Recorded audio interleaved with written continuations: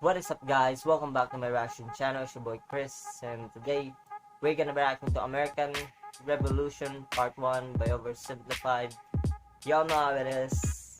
The last video that I reacted to, history video that I reacted to, was American Civil War, which is not in the right order, because I skipped this part. So yeah, this time we're gonna be reacting to it. Before we get into the video, support the channel by liking the video and subscribing to the channel itself. It really helps me a lot. With that being said, let's get into the intro.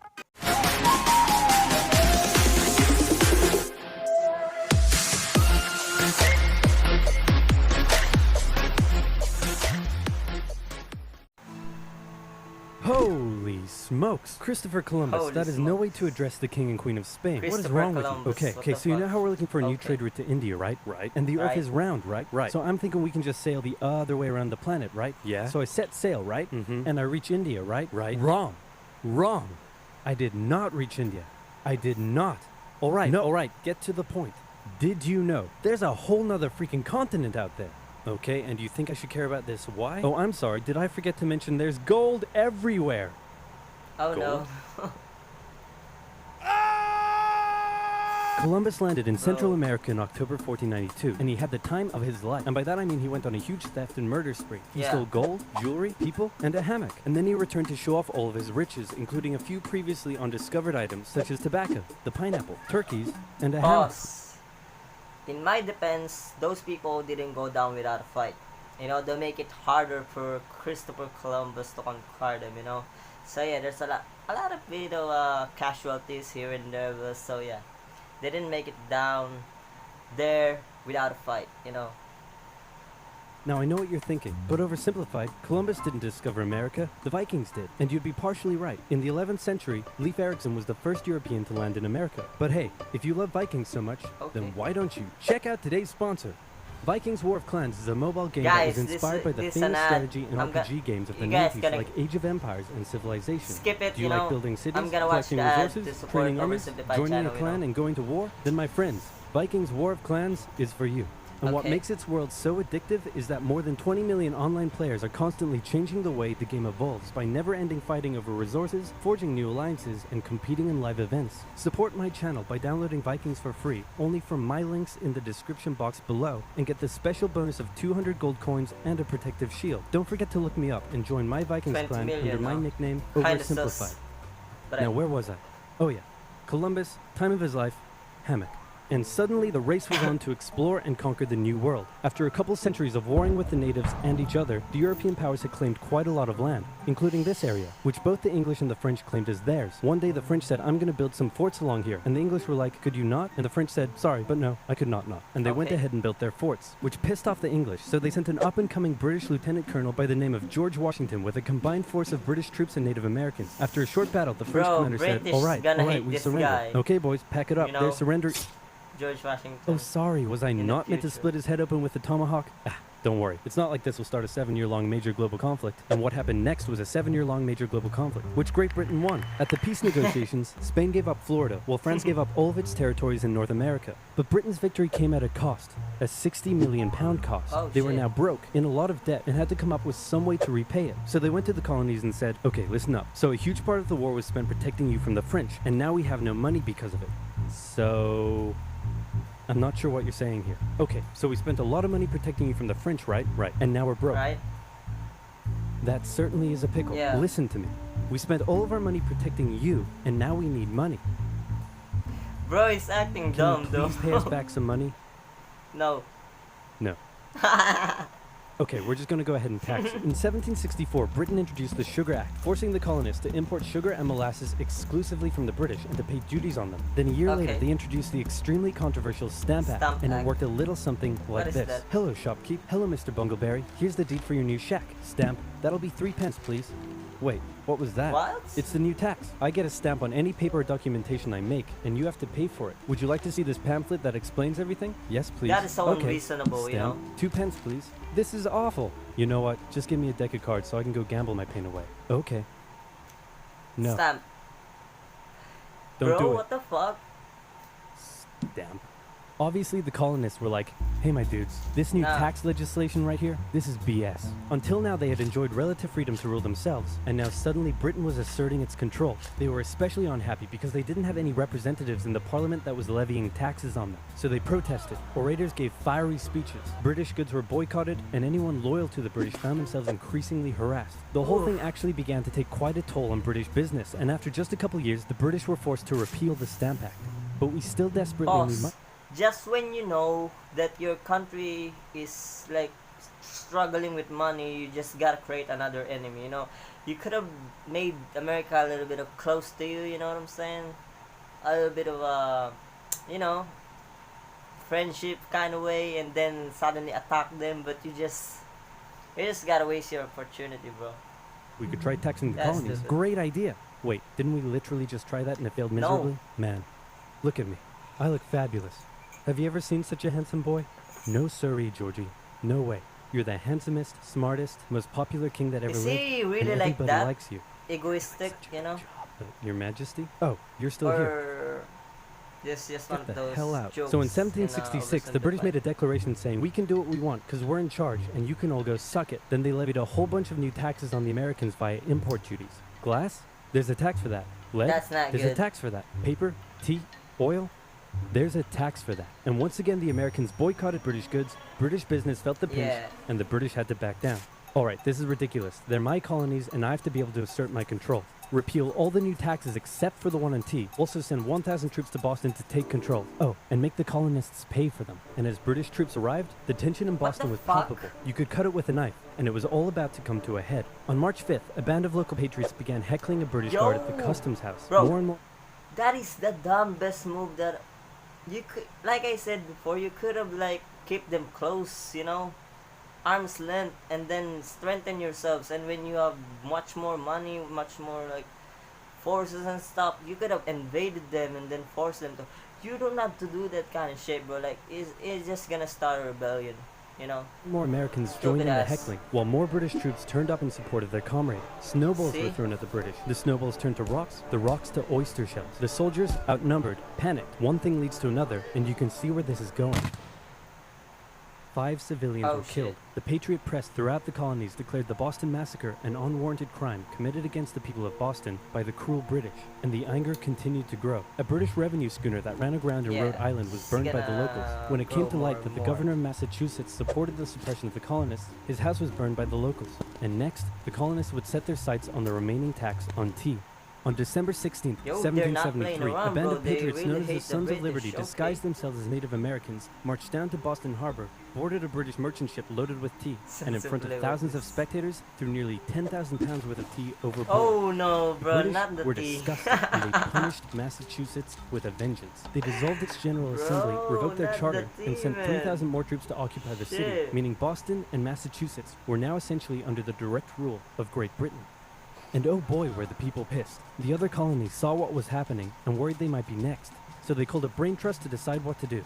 56 delegates from 12 colonies gathered and met in Philadelphia at the First Continental Congress, and the roll call read like a who's who of Philadelphia. America's finest thinkers. I'm talking lawyers extraordinaire Johnny Yes. A and Johnny J, experienced military commander George Washington, businessman and future alcoholic beverage Samuel Adams, fiery orator Patty H, guy who married a rich lady. These Dick are the Jane big Dickinson. shot people And while of they America, weren't I present know. at the First Congress, soon names like James Madison, Benjamin Franklin, Thomas Jefferson, and much later Alexander Hamilton would all serve time in the Continental Congress. The question now, though, was what to do about the British. Yeah. After much bitter debate and disagreement, they eventually agreed on an amazing solution. They would simply ask the British to stop. Can you stop? No, it didn't work. Okay, then tell the local militias to start arming and be ready at a minute's notice. And Well, across at the least they colonies, tried, these though, Minutemen you know. stood ready for the beginning of the American Revolutionary War. Now, having your colonies in open rebellion is one thing. Once they start arming themselves, that's when it really hits the fan. So British General Thomas Gage ordered 700 troops Yeah. from Boston out into the rebel-controlled Massachusetts countryside to destroy stores of arms and ammunition held by the rebels in Concord. The British set out in the middle of the night. Patriots including Paul Revere rode ahead to warn that the British were coming, giving the rebels time to prepare. The two sides met in Lexington as the sun began to rise. They faced off against each other, and in the confusion, somebody shot first. The shot heard around the world marked the Oh. beginning of the American War of Independence. The rebels were outnumbered and That's had to fall back kinda to Concord as the catchy British split up to search for rebel supplies. title right However, there, more and you more know? Patriot rebels The kept name of the showing battle. up, and this time it was the British who were outnumbered as more fighting kicked off in Concord. The most professional army in the world was forced to flee back to Boston at the hands of local, poorly trained militiamen, and all along the British route back to Boston, Patriot rebels Yo. continued to gather and open Well, fire on the retreating they're outnumbered British. though, When the British so reached Boston, the rebel militias that's the surrounded thing. them. Boston and the British were now under siege as small land and naval skirmishes continued around the city. And the British would suffer another embarrassing blow, this time in upstate New York. Colonel Benedict Arnold concocted a plan to take the British stronghold Fort Ticonderoga, which held a large amount of guns and ammunition. Benedict He set off Arnold. towards the fort alone, No. hoping to recruit men along the way, when he came across the Green Mountain Boys, led by Ethan Allen, who, as it turned out, had the exact same plan he did. So they decided to work together. But I'm in charge. No, I'm in charge. No, I'm in charge. No, I'm in charge. No, I'm in charge. No, I'm in charge. No, I'm in charge. This went on for some time, until the Green Mountain Boys threatened to go home, and Arnold had to concede. The group raided the fort at night while the Redcoats Yeah. were asleep, and they caught them completely by surprise, taking the fort and all of its munitions with almost no resistance. Wow, great job, Ethan. Very What the impressive. fuck? By the way, what happened to that other guy we sent to take the fort? Who? Benedict Arnold. Never heard of him. Ouch. Oh shit, okay. What the fuck? Nobody knew what was going on. The colonies were in open Yeah. rebellion, and for now, they even seemed to be winning. So King George fired General Gage, replaced him with General William Howe, and ordered the rebellion kinda to be put fucked down up, you know, immediately. they were Okay, the British asking are for definitely it. going to retaliate for all of this, so we should probably put together a proper army. First, we need to pick a commander-in-chief, and I think we can all agree that that job should go to the man, the myth, the legend, George Washington. My The legend. friends, I am humbled and honored that you would consider me for such an important role. I did not expect for Oh, this. shut the All right, fuck you've been up, showing bro. up in a military uniform every day for the last 10 months. We all know you wanted this, Yeah. so cut the crap, George. Dude, Bro. uncool. So Washington began his journey up to Boston to take command of the newly Yo, established I'm Continental using Army, this just as the one, British made their okay. first major attempt to break the siege. They made plans to take the high ground on Bunker Hill, but spies warned the Continentals of the British plans, so they fortified Bunker Hill and set up defensive positions on nearby Breed's Hill. The day of the battle came, and as the British advanced, a barrage of Continental gunfire was opened up on them. Twice they tried to climb the hill, twice they were pushed back. The battle lasted 3 hours until the Continentals finally ran out of ammunition Pause. and had Does anybody know who can rival George Washington on the side of the British? Are there any person, any general who can rival him in terms of tactics and military tactics and shit? Is there anyone in the British side? Bro, I'm stuttering a lot. What the fuck? Is there anyone in the British side who can rival him? You know, let me know in the comment section. You know, shit. take the hill. While technically a British victory, they suffered nearly 1,000 Okay. casualties to the Continental's 400. The colonists showed No. the British that this wasn't just a rebellion, it was war, and they were ready Yeah. for it. But one thing they weren't sure about was why they were fighting. While some radicals were starting to throw around the I word, most hoped to eventually repair their relationship with Great Britain. So they sent a letter to King George saying, "Hey man, looks like things aren't going your way. Remove the taxes and let's be friends." Yo, I those fights remind me so much of Your Lee ass. versus Grant. Send you know, that to the colonies. while Your Grant Majesty, is your winning, handwriting is terrible. Are you sure? he has Just a lot of do it. casualties in his What side. does it You say? know. He's gonna lick my... Gross.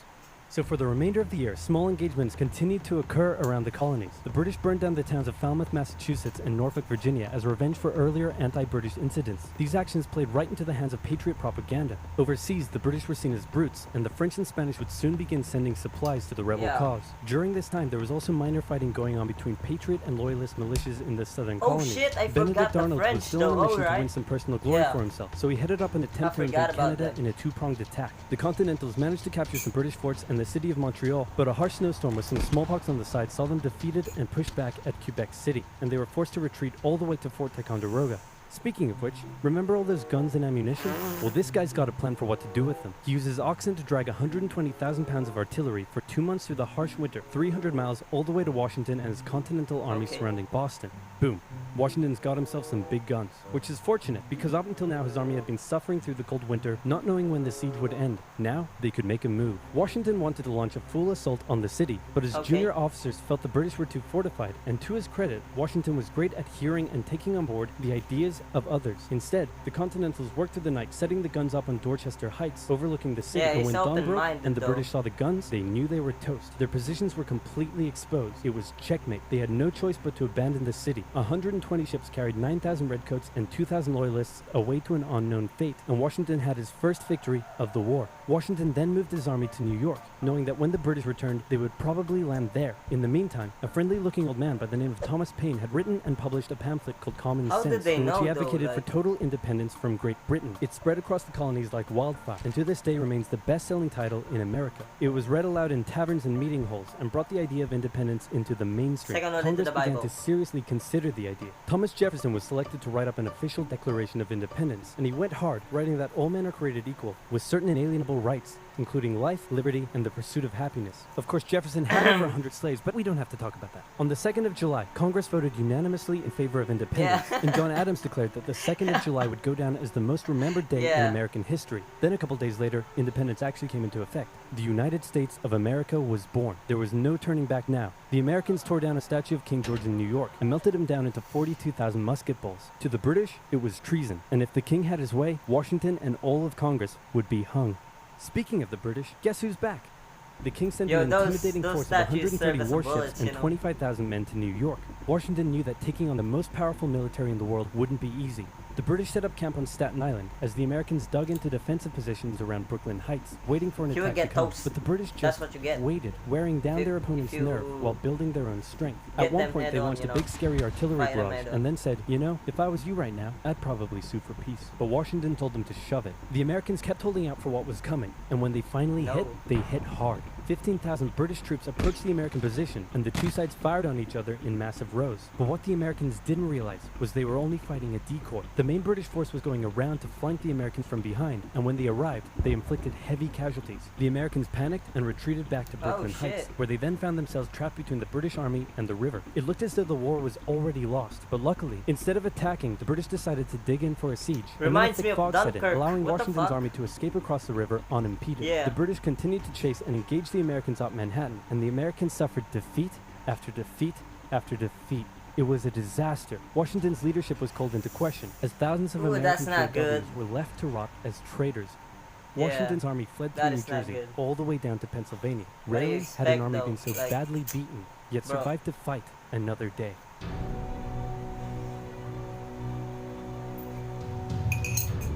Yo, that's too short. What the fuck?